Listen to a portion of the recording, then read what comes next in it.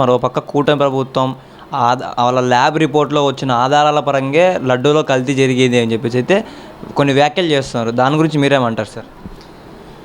18 లారీలు మేము తిప్పి పంపామని మీరే చెప్పారు. 18 ట్యాంకర్లు తిప్పి పంపామన్నారు.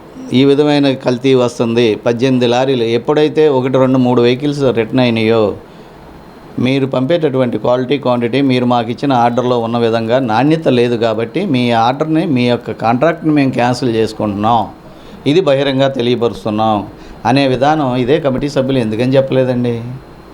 ఆ రోజే చెప్పినట్టయితే ఈ రోజున చంద్రబాబు గారు ఆ విషయాన్ని ఎత్తడానికి అవకాశం ఉందా?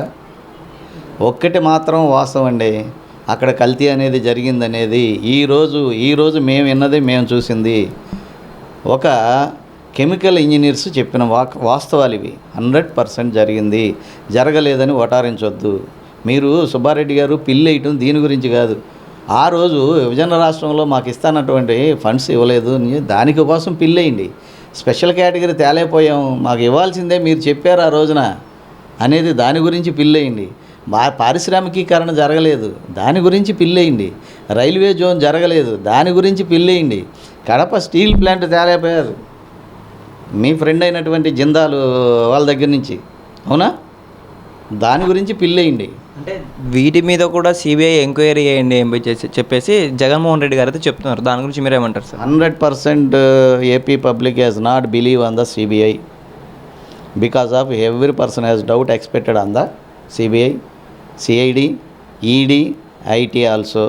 బికాస్ ఆఫ్ ఇవన్నీ కూడా భారత స్వయం సార్వభౌమాధికారం, స్వయం ప్రతిపత్తి కలిగినటువంటి వ్యవస్థలు భారత అత్యున్నతమైన న్యాయస్థానాలు. ఆ న్యాయస్థానాలు కానీ, సిబిఐ కానీ, ఈడీలు కానీ, అట్లాగే ఐడీలు కానీ, ఇంటెలిజెన్స్లు కానీ ఇవన్నీ కూడా under control on the home minister, under control on the ప్రధానమంత్రి. ఆ విధంగా ఉండకూడదు. టిఎన్ శేషన్ లాంటి ఎన్నికల అధికారిని మనం చూడగలిగామా? అట్లాగే గొప్ప గొప్ప న్యాయమూర్తులు భారత ప్రధానులను కూడా అరెస్ట్ చేయించినటువంటి చరిత్ర ఉంది. ఇప్పుడు ఆ చరిత్ర మీరు చూస్తున్నారా మీడియా వారు? కంటెంట్ ఆఫ్ ద కోర్టు కింద శ్రీమతి ఇందిరాగాంధీని కోర్టులోనే అరెస్ట్ చేసిన చరిత్ర ఉంది. మీరు చూస్తున్నారా మీడియా వారు? పరిస్థితి ఎక్కడి నుంచి ఎక్కడ దిగజారిపోయిందో చూడండి. ఏమండి, నిన్నగాక మొన్న బంగ్లాదేశ్లో హిందువులను చూడండి ఊచకోత కోసారు, ఆడపిల్లలను చూడండి మానభంగాలు చేశారు. ఆ మానాల్లో బాటిల్స్ పెట్టి రకరకాలుగా వీడియోలు తీసి ఎంత విచ్చలవిడిగా పబ్లిసిటీ చేశారో చూడండి. ఎక్కడుందండి హిందూ దేశం? ఎక్కడుందండి హిందూ ప్రధానులు, లేకపోతే హిందూ బీజేపీ రాష్ట్రాలు, బీజేపీ పాలిత ప్రాంతాలు ఎక్కడండి? ఏం చేస్తున్నారండి మీరు? ఇవాళ జగన్మోహన్ రెడ్డి ఇది కలిసింది గమనించలేదు, అతని నెగ్లిజెన్సీ వల్ల.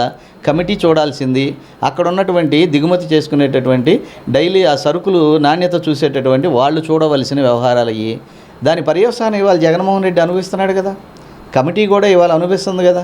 ఇవాళ ఈ కేసు 100% ఫైల్ చేయాలి, మా హిందువులకి న్యాయం జరగాలి. అయోధ్య రామ మందిరంలో కనుక 20 ఏళ్ళు 25 ఏళ్ళు జడ్జిమెంట్ కోసం వెయిట్ చేసినట్టు మేము వెయిట్ చెయ్యం. ఇప్పుడు జరిగింది కల్తీ, ఇప్పుడే తేల్చాలి. వితిన్ డేస్, వితిన్ మంత్స్లో ఇది క్లోజ్ చేయాలి. దానికి సిబిఐ చాలదు, అత్యున్నతమైన సుప్రీంకోర్టు జడ్జీల చేత చేయించిన తర్వాత మీరేం చేస్తారంటే ఆ రిపోర్ట్ ప్రకారం then give to the CBI which persons has involved in this case also.